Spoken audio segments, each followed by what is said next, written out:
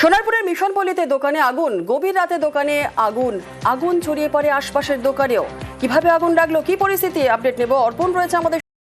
কখন আগুন লাগে, কিভাবে আগুন লাগলো, কি পরিস্থিতি এখন?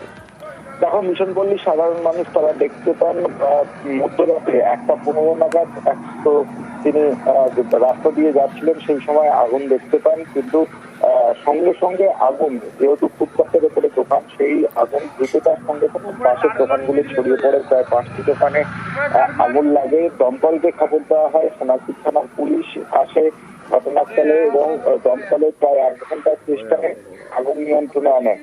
হতাহতের খবর নেই, তবে কিভাবে আগুন লাগলো তা নিয়ে কিন্তু ধন্দ রয়েছে। ইতিমধ্যেই দমকলের একটি যারা আধিকারিকরা রয়েছেন নমুনা সংগ্রহ করেছে।